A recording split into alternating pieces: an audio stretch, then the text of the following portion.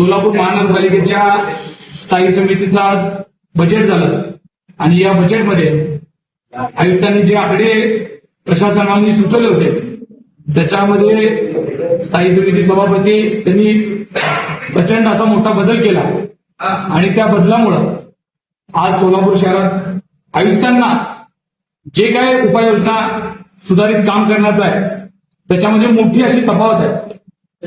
खास करून झोनला याआधी आयुक्तांनी सुचवलेला अंदाज असा होता, मानधनी कंत्राटी सेवकांवरचा खर्च जो आहे तो 1,10,00,000 रुपये आणि तिथं सभापतींनी आता 50 लाख रुपयाची तफावत चेंज करून फक्त कपात करून तिथं 60 लाख रुपये.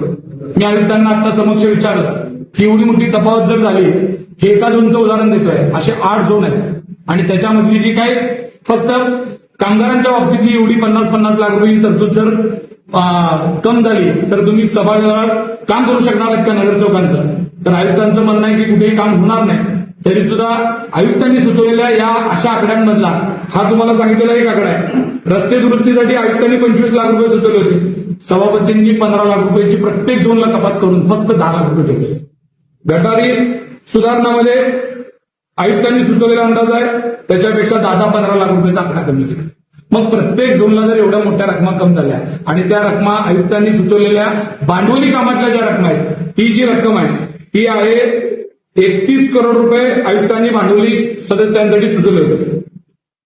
महसुली भांडवलीतनं 31,74,04,000 रुपये हे आयुक्तांनी सुचवलेला अंदाज आहे आणि आता स्थायी समितीने त्याच्यामध्ये वाढ करून 101,51,60,000 रुपये एवढी मोठी वाढ केली. म्हणजे एकीकडे सदस्यांची जिथं कामं असणार आहेत तिथली कामं काढलेली आहेत आणि इकडं भांडवलीमध्ये एवढ्या मोठ्या प्रमाणामध्ये निधी वाढ केलेला आहे. म्हणजे माझं तर असं म्हणणं होतं की आयुक्तांनी दिलेले उत्पन्नाचे जे आकडे आहेत ते फुगवलेले आकडे आहेत आणि त्याच्यामध्ये आता ह्यांनी जर प्रशासनाने एवढ्या मोठ्या प्रमाणात रकमा जर झोनच्या कमी झाल्या, दुरुस्ती आणि देखभालच्या कमी झाल्या तर आपल्याला प्रचंड अडचणीला सामोरं नगरसेवकांना जावं लागेल. त्यांना कोणत्याही कामं करता येणार नाहीत अशी परिस्थिती येईल का काय? आणि आयुक्तांना जर जेव्हा बोललं की आयुक्त साहेब या बजेटशी आपण सहमत आहेत का, तर आयुक्त म्हणतात हा माझा अधिकार नाही, हे सभागृहाचा अधिकार आहे आणि सभागृहाने जो निर्णय घेतला तो त्यांचा अधिकार आहे. पण मी आता सभागृहातल्या सगळ्या सदस्यांना विनंती करत होतो की तुम्ही बोला या विषयावर, हे खूप महत्वाचा विषय आहे. कारण लोकांची कामं जिथं ज्या झोनला आहेत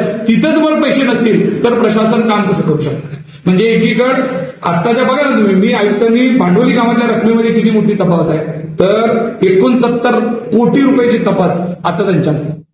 म्हणजे येणाऱ्या काळामध्ये वर्षभरामध्ये आपल्याला कोणताही कारभार आपल्याला करता येईल का नाही. आता हाच बजेट परत बोर्डामध्ये जाणार आहे. बोर्डामध्ये अजून तुम्हाला माहित आहे की ह्याच्यात आकडे फुगवलेच जातील.